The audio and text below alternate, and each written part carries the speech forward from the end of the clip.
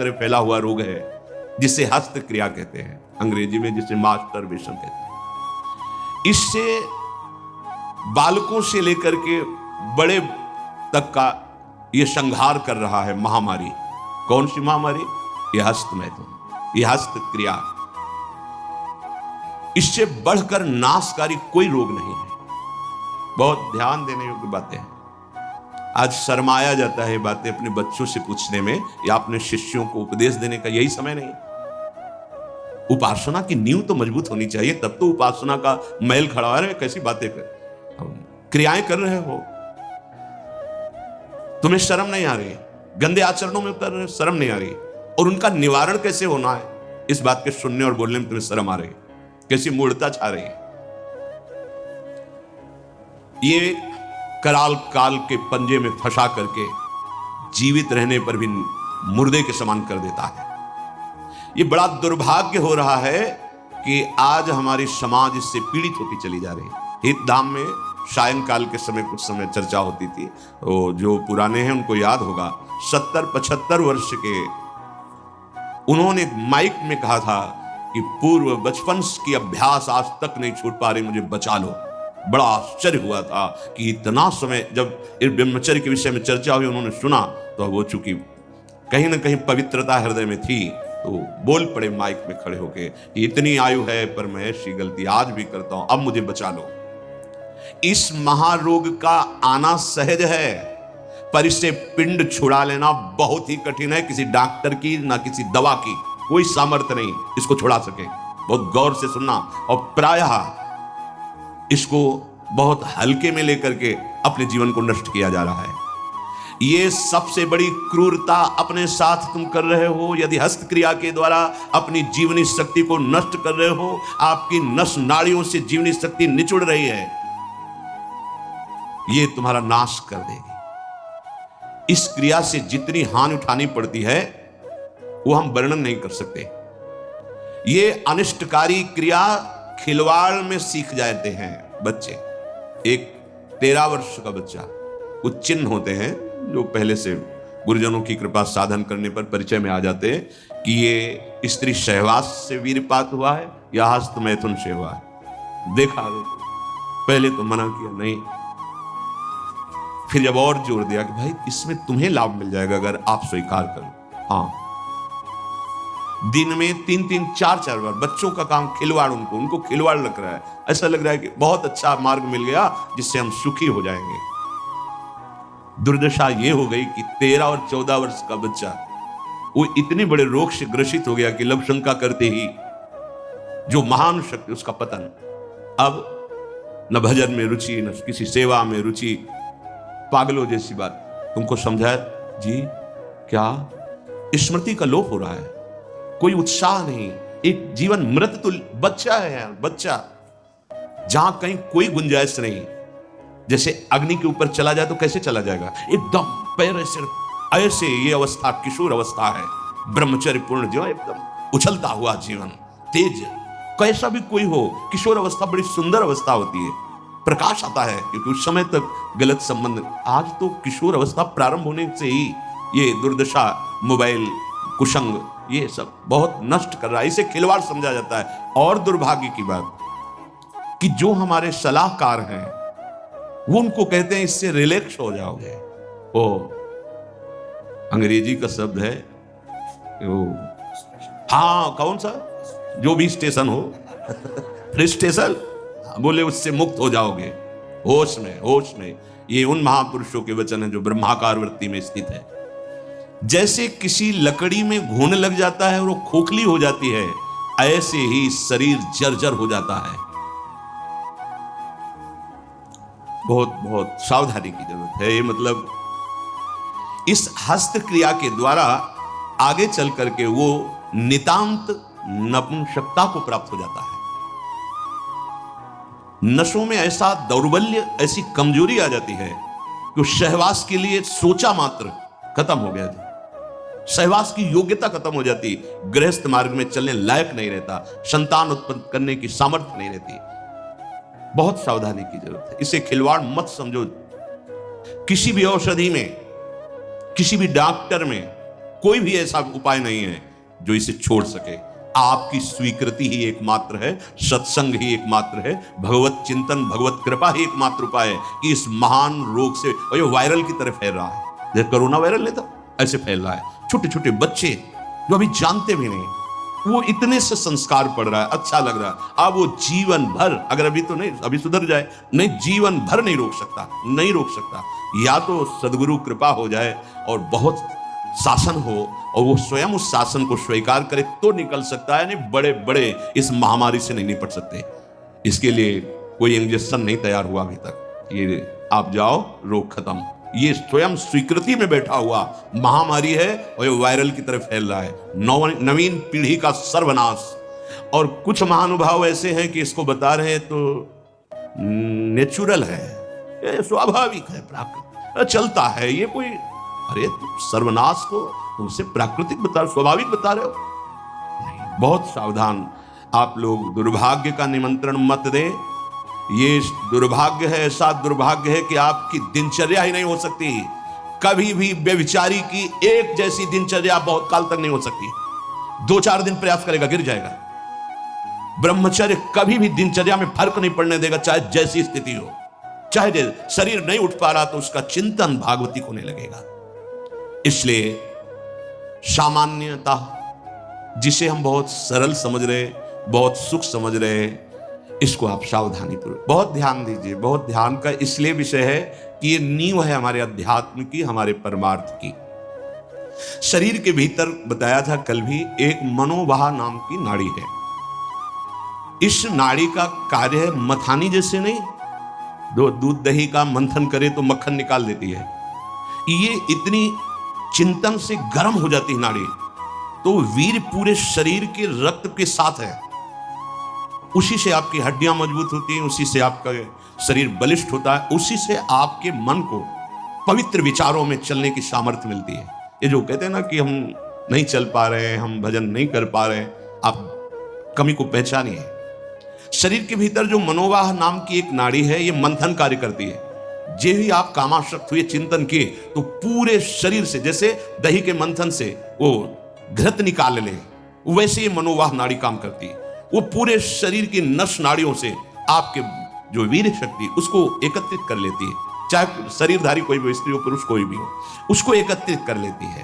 पूरी नस नाड़ियां कांप उठती हैं जब उसका आकर्षण, वो आप समझ नहीं पा रहे, वो आप समझेंगे ऐठन हो रही है आप ऐसे, वो पूरे नस नाड़ियों को निर्जीव कर रही, शक्तिहीन कर रही है।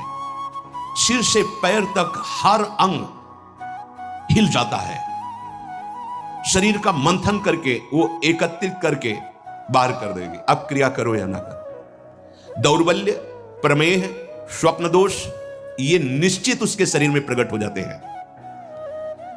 शरीर के रक्त में एक सफेद और दूसरे लाल कीट होते हैं। सफेद कीटों में बाहरी आए हुए प्राकृतिक प्रहार, रोगों के प्रहार से लड़ने की सामर्थ्य होती है, जो हस्तक्रिया या अन्य अष्टमैथुनों के द्वारा वीर शक्ति का नाश करता है, तो सफेद कीट ये नष्ट होने लगते हैं। अब जो लड़ने की सामर्थ्य थी प्रकृति से, गर्मी, सर्दी, बरसात, मान अपमान, निंदा, स्तुति और रोगों से, वो क्षीण हो गए। अब चिड़चिड़ा स्वभाव हो गया, एकदम निराश, हताश, उदास। अब क्या करें, शरीर नष्ट कर दें, वो डिप्रेशन में पहुंचने लगता है। समझो, अधिकतर हमारी दुर्दशा हो रही। ध्यान देकर सुनना। अगर वो शुभ कीट जो रोगनाशक सफेद है, वीर आप नष्ट नहीं करते, तो इतने बलवान हो जाते हैं कि एक बार विष को भी वो पचा डालेंगे। इतनी उसमें सामर्थ्य है, आपकी हानि नहीं होने देंगे। ज्यों ज्यों आप ये नीच चेष्टा करते हैं, त्यों त्यों ही ये जो आपको सबल बनाने वाले वो नष्ट होने लगते हैं, और उसके कारण भयानक रोगों का सृजन होने लगता है। मनुष्य के शरीर में और दिमाग में और स्नायुओं पर ऐसा प्रभाव पड़ता है, आगे चलकर पक्षघात हो जाता है, ग्रंथिवात, जितने जोड़ों में दर्द, पागलपन या और रोगों की उत्पत्ति होने लगती है, क्योंकि वो जो लड़ने वाले कीट वो सब नष्ट हो जाते हैं। व्यभिचार सर्वथा निंदनीय है, और सबसे महानिंदनीय है ये हस्त क्रिया, क्योंकि इसमें किसी दूसरे की जरूरत नहीं होती है। बहुत सावधान, बहुत नीच प्रवृत्ति है इसका। वायरल की तरह, जैसे वायरस होता है वो वायरल हो जाता है, ऐसे हो रहा है, ऐसे जिसको देखो सुख का साधन माने हुए है, नवीन अवस्था अपने को नष्ट कर रहे और प्रमाण उनको मिल जाता है ऐसे बहिर्मुख लोगों से, जो कहते हैं कि हाँ आपका हृदय ठीक रहेगा, आपका स्वास्थ्य ठीक रहेगा, आप दिमाग से एकदम शांत हो जाए। कैसा नीच उत्तर है, कैसा उपदेश है, नाश करने वाला। तस्मात् शास्त्रम प्रमाणम ते कार्या कार्य व्यवस्थितो। आपने वेद पढ़ा है, आयुर्वेद? कौन सी डॉक्टरी ऐसी कहती कि ऐसा करने से आप स्वस्थ हो जाओगे? शास्त्र प्रमाणित, धर्म प्रमाणित उपदेश होना चाहिए। छोटे छोटे बच्चे, नवीन बच्चे जब ये सब पढ़ते हैं और ये सब सुनते हैं, धिक्कार है जीवन को, जो हमारे नवीन पीढ़ी को बर्बाद किया जा रहा है। ऐसे नाटक, सिनेमा, ऐसे उसमें जिसमें हमारी जो संयम की वृत्ति है वो सब नष्ट हो जाए। इस क्रिया के द्वारा सबसे पहला धक्का हृदय पर लगता है। इसका धक्का बार बार लगने से यक्षमा, हृदय रोग और स्मृति का नाश ये शुरू हो जाते हैं। इसे राजक्षमा कहते हैं। यही रोग हुआ था विचित्र वीर्य को। दो पत्नियों के संयोग में बावरे हो गए, समझ नहीं पाए सिद्धांत को। भयानक हृदय रोग, हृदय का कमजोर हो जाना, जरा सी बात में घबराहट पैदा होना, डर जाना, उत्साहहीन हो जाना, है क्या बात है, एकदम कोई बात नहीं, बेमतलब कल्पना में पर, ये आपके ब्रह्मचर्य नाश का लक्षण है। ऐसा अभागा मनुष्य जीता हुआ भी मृत्यु तुल्य है। मस्तिष्क में बिजली की तरह इसका प्रभाव पड़ता है ब्रह्मचर्य नाश का, वो एकदम क्षीण करता चला जाता है। याददाश्त नष्ट हो जाना, शरीर में एक अजीब सी पीड़ा होना, खाली खालीपन महसूस होना, सुबुद्धि का पूर्ण रूप से ह्रास हो जाना, प्रतिभा न रह जाना, तेज न रह जाना, उत्साह न रह जाना और पागल सा व्यवहार होना, यह शुरू हो जाता है ब्रह्मचर्य नाश से। मस्तिष्क कमजोर होते ही आंखों की ज्योति लड़खड़ा जाती है। ऐसे देखें, अवस्थागत बात अलग है। अभी ब्रह्मचर्य रह करके आप देखो, ये तो प्राकृतिक नेत्र हैं, आपके दिव्य नेत्र खुल जाएंगे। कान में सुनने की शक्ति, दांत के मसूड़ों का फूल करके दांतों को जो रोकने की शक्ति, शरीर की शक्ति, ये सब नष्ट हो जाती है, क्योंकि ब्रह्मचर्य सबका आधार है। बहुत जल्दी बाल झड़ना, बाल पकना, जैसे राजा के नष्ट होने पर संपूर्ण सेना बंदी बना ली जाती है, ऐसे ही शरीर का राजा है ब्रह्मचर्य वीर। इसके नष्ट होने पर हर इंद्रिय, हर नस नाड़ी पराजित हो जाती है। आंख, नाक, कान, जिह्वा, वाणी, पैर, त्वचा, आंतें और इंद्रियां, ये सब असमर्थ होने लगती है। पाचन शक्ति पर बहुत बुरा प्रभाव पड़ता है। अब ये नाश नहीं तो और क्या, जीते जी नाश है। हस्त क्रिया से संपूर्ण शरीर ढीला, फीका, दुर्बल, कमजोर और रोगों का प्रादुर्भाव होने लगता है।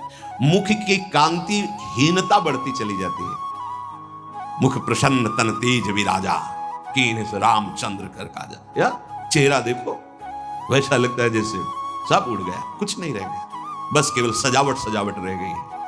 पवित्रता, जितेंद्रियता, बल, अध्यात्म चिंतन कुछ नहीं, शून्य, बस वही वर्तमान भोगों का चिंतन, कैसे भोग। संपूर्ण जीवन विषयानंद में फंस जाता है। इंद्रिय दुर्बलता के कारण अगर वो गृहस्थ में भी गया तो वो गृहस्थ में भी अपने धर्म का पालन नहीं कर पाता, क्योंकि उसकी जो शक्ति है वो नष्ट हो चुकी है। संतति सुख से भी हाथ धो बैठता है। फिर जो उसको जलन और शोक होती है, क्योंकि वो जो कर्तव्य करना चाहिए गृहस्थ का वो नहीं कर, उसकी सामर्थ्य नहीं रह गई। अब वो अपनी बात तो बता नहीं सकता किसी से। अब जो अंदर जलन हो रही उसका निराकरण कहीं नहीं।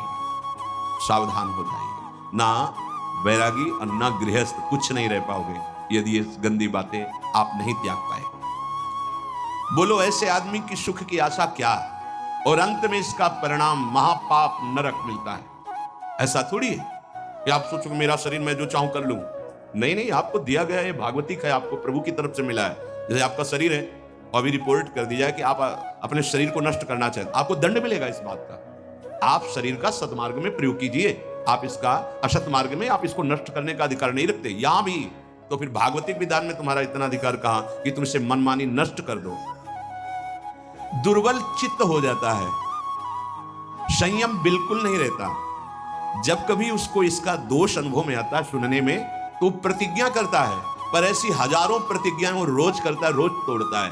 क्यों? क्योंकि वो बल ही नहीं रह गया है।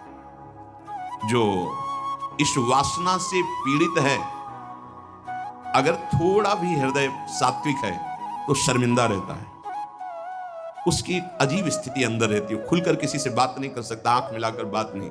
और जो मलिन हृदय का होता है वो इतना अकड़ करके इतना राक्षसी प्रवृत्ति का हो जाता है, बिल्कुल ढीठ। ये दो वृत्तियां आती हैं जो ब्रह्मचर्यहीनता होती है, या तो इतनी शर्मिंदगी, थोड़ा सा भी हृदय अगर सात्विक है वो ग्लानि, और या भी इतनी दुष्टता। जो आनंद में हसमुख होना चाहिए वो उदास, एकदम तेजहीन, उसकी सूरत देखने पर लगता है रोने वाला ही है। स्वभाव में रुक्षता होती है, चिड़चिड़ापन, क्रोधी, निस्तेज, आंखें अंदर धंसने लगती है, यहां खालीपन होने लगता है, एक खालीपन, एक काला सचिन। बहुत बहुत सावधान। ये इतना भयानक रोग है कि जवानी में भी वृद्धावस्था के लक्षण प्रकट होने लगते हैं। किसी भी कार्य में मन न लगना, पड़े रहने की इच्छा होना, थोड़ी मेहनत करने पर हांफते रहना, आगे क्या करना इसे विचार करने की शक्ति नष्ट हो जाना, बहुत जल्दी क्रोध आकर के आवेश में कुछ ऐसे वचन बोलना, क्रियाएं करना। देखो ना, सुनने को मिलता, माता पिता को पीटा, ऐसा किया, वैसा। कुचिंताओं की बाढ़ आ जाती है, कुचिंताओं की। उसके हृदय में एक भय, एक जलन, एक घबराहट बनी ही रहती है। थोड़ी सी बात उसको पहाड़ जैसी मालूम होती है, विचार के द्वारा काट नहीं पाता है। बार बार झूठ बोलना उसका स्वभाव बन जाता है। बार बार भूख लगना या जठराग्नि का मंद पड़ जाना, ये दो दोष होते हैं। अन्न ना पचना या तो बार बार ऐसा लगना कि खाऊं। और मलबद्धता आते, जब वीर शक्तिहीन हो जाती है तो मल को पकड़ने लगती है, उनमें सामर्थ्य नहीं रहती पचाने की या मल निकालने की, तो कब्जियत बनी रहती है।